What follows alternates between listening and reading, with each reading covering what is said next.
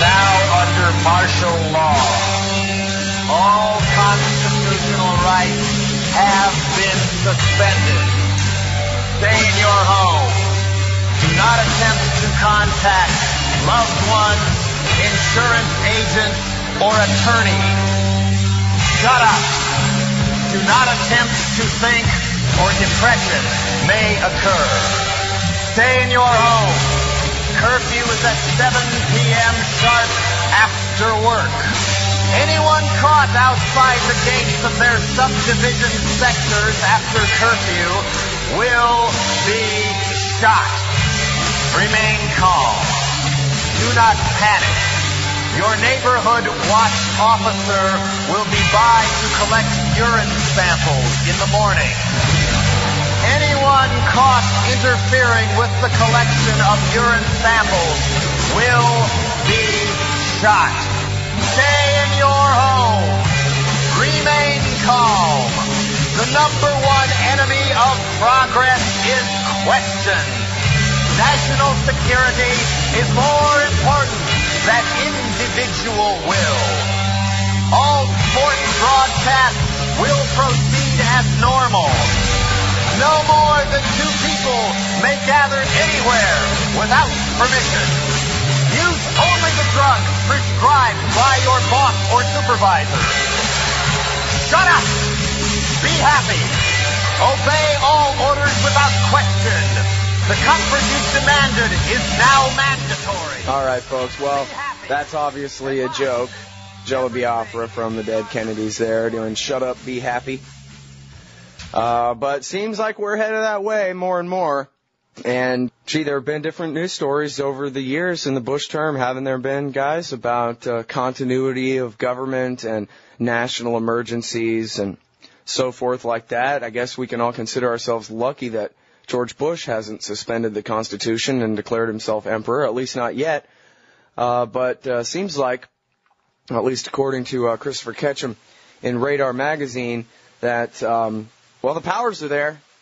The statutes are on the books and ready to go, and their ability to track you and I to where we are on the day they want to come and round us up seems like is pretty advanced, too. And you guys are probably familiar with Christopher Ketcham. He's a freelance reporter and writer for AntiwarRadio.com, Harper's, GQ, The Nation, Salon, Mother Jones, Men's Journal, Good Magazine, Radar, Counterpunch, National Geographic. He's a Livingston Award finalist, and we welcome him back to the show. Chris, how you doing? Hey, how's it going?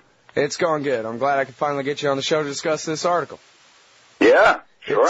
It's the Last Roundup in Radar magazine.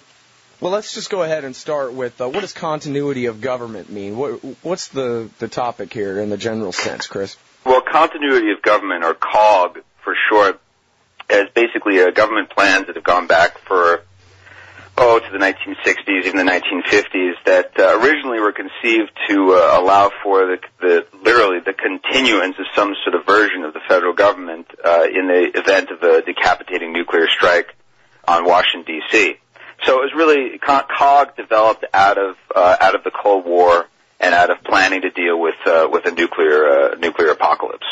Right. I think I even remember learning as a little kid that if there's ever a nuclear war with the Russians, that then the military will take over and the president will still be the president and he'll, command everything. I think I learned that as a little kid, that there was some kind of plans for that. Yeah, they've been around for a long, long time. The first COG plans were developed under Eisenhower and then solidified under Kennedy, and then they were developed and expanded under Nixon and Ford, and then reached new incarnations, which we'll get to later under Reagan. And as I report in the Radar article, there's a even new iteration happening now. But basically, the thing about COG is that it does, in at least since the Nixon era, COG envisions a extra constitutional system of governments in whatever national emergency is declared, so that, in fact, the president may no longer be the president. Rather, the leader of the country will be some sort of extra constitutionally appointed person from either within industry or within someone from the private sector, someone from the military, someone from Congress. There was actually a list that were kept of people who would possibly be appointed to various positions. Did you get access to that list of the possible dictators under national emergency? Jeane Kirkpatrick was on the list. Rumsfeld was on the list at one point. This was a list kept in the 1970s. It's public knowledge. Mm-hmm. You can Google it and find it. Yeah, there was, there were also, I don't have it in front of me, but there were a whole number of people who are rather known figures. Mm-hmm. When I first saw the list of executive orders that outline the president's authority to basically seize our entire economy and any person that he wants and so forth, a friend of mine said, yeah, but you know what, they've had these executive orders since Nixon, and he didn't even try it in 1968 when the country was pulling apart at the seams. So if they didn't deploy these national emergency orders in 1968, what kind of horrible future would we have to have here in America that would justify them? Well, yes, that's absolutely true. I mean, the country has been through all sorts of crises since the creation of these various national emergency orders, and they've not been invoked, as you note. But just the fact that they're on the books, that they're cached within our legal system, I think is odious. It should be exposed, and they should be, or rather, not exposed. They are exposed. I mean, we know about it, but rather they should be excised from the system. Sure. And these are some of these powers that are given to the executive branch are just far overreaching. All right, now, Chris, I have an audio clip here that I got from the great movie The Panama Deception, which is narrated by Elizabeth Montgomery from Bewitched. And they have this short clip.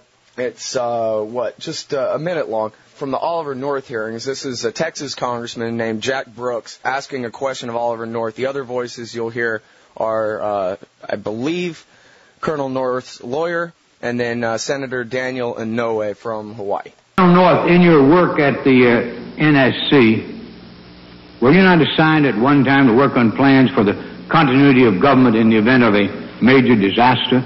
Mr. Chairman. I believe that question touches upon a highly sensitive and classified area, so may I request that you not touch upon that, sir. I was particularly concerned, Mr. Chairman, because I read in Miami papers and several others that there had been a plan developed by that same agency, a contingency plan in the event of emergency that would suspend the American Constitution. And I was deeply concerned about it and wondered if that was the area in which he had worked. I believe that it was. May I most respectfully request that matter not be touched upon at this stage. If we wish to get into this, certain arrangements can be made for an executive session. Okay, and I have the article here, Chris. It's July 5th, 1987 in the Miami Herald, Reagan Aids in the Secret Government, and you can find it online. So this is in the 1980s. The question for Colonel North, were you at one time part of a plan for the continuity of government in the event of a major disaster, including a plan for suspending the American Constitution? Now, this wasn't a subject fit for your ears and mine. I don't know if they even discussed it in executive session, as suggested by Daniel Inouye there. Yeah. What all do you know about Colonel North's involvement in a plot to do these things back in the 1980s? The plan was known as Rex 84, Readiness Exercise 84, and indeed it called for a suspension of the Constitution. Control of the United States government would be passed over to the Federal Emergency Management Agency. Military commanders would run the country, which would be broken up into military sectors. Upwards of 400,000 illegal immigrants were to be targeted. Now, I think that may have just been a ruse for the actual targeting of U.S. citizens as well. The concern was that because of Reagan policies in Central America, that there would be some sort of unrest among Central American immigrants in the United States, and this is particularly with regard to Nicaragua and Reagan policies there, the war there. At the same time, the Rex 84 and their Oliver North had also envisioned the transformation of at least 10 military facilities, military bases into concentration camps, effectively, where the various people rounded up under Rex 84 would be kept. This was a pretty scary plan.